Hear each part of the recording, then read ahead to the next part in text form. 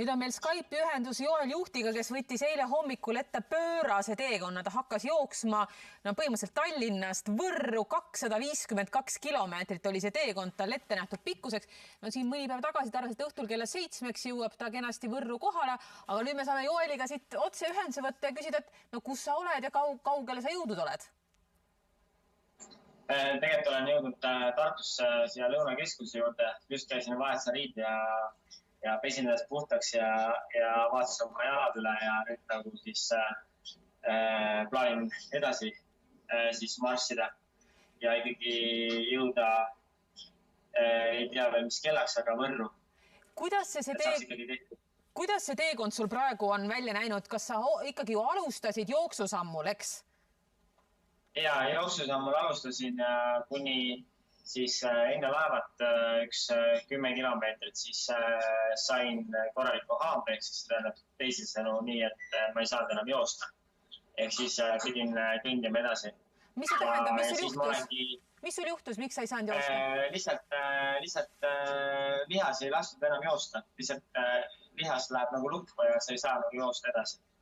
Ja siis ma venitasin ja painutasin ja kõndisin ja siis proovisin väikest sammu ja mitte kuidagi moodi nagu see välja tule ja praegu just tegelikult üks 30 minutit tagasi ma lõpetasin siin Lõunakeskuses eramassaaži, et mul tehti jalgadele massaaž ja nüüd natukene nagu puhkan, taastun ja siis proovin, et saaks ikkagi edasi joosta. Mis seisus su jalad on praegusel hetkel, need, mis tossu sisse käivad? Selles mõttes, et kui jalga tahaks nagu niimoodi kinni võtta, nüüd see on juba kätte. Ennem ma ei saanud isegi kätte.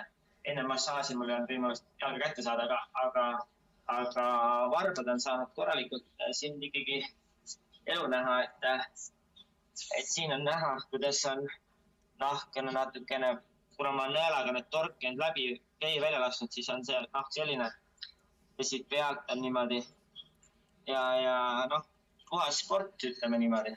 No ütleme, et mul pole kunagi sihukest asja olnud.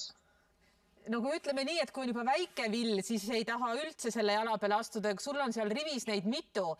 Kuidas sa üldse kõnnid seal? No selles mõttes, et väike valuvaigist ja saan nagu liikuda, aga ega see väga hea tunne ei ole. Et ma arvan, et see lihasvalu on isegi hulle kui nii-öelda hetkel need hillid.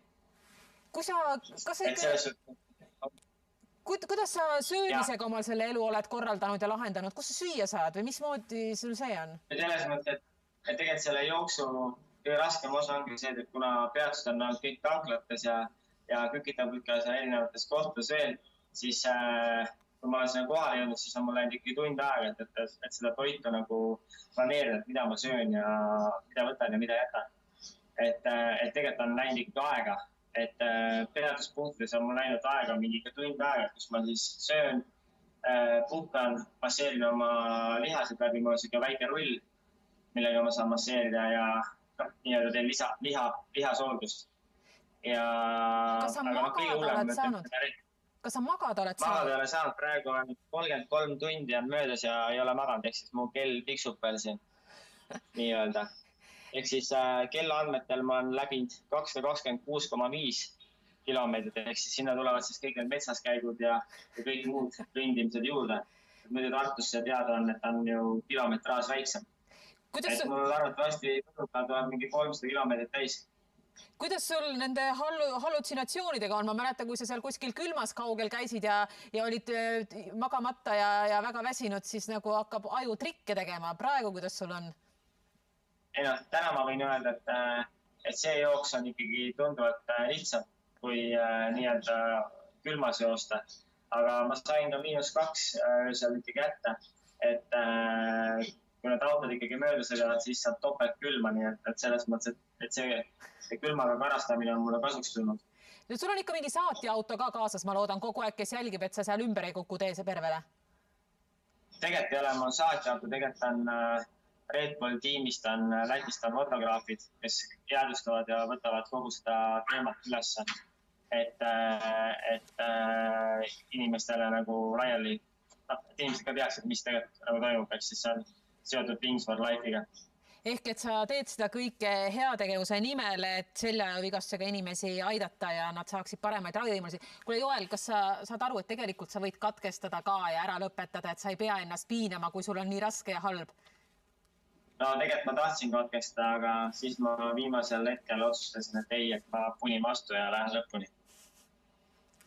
Millal sa plaanid nüüd Võrru jõuda? Mis see prognoos sul on praeguses sellises graafikus? Praegu on 1, 2, 3, 4, 5, 6, 7, 8, 9, 10, 11, 12. Hiljemalt homme hommikul kell 8. Müstiline mees, Joel. See on kõige halvim juhus. Ja siis ma arvan, et siis ma kukun voodisse. Hoia ennast, Joel. Vaatame, kuuleme hommikul, kuidas sul läinud on. Aitäh selle intervjuust. Aitäh. Ja, tšau. Tšau.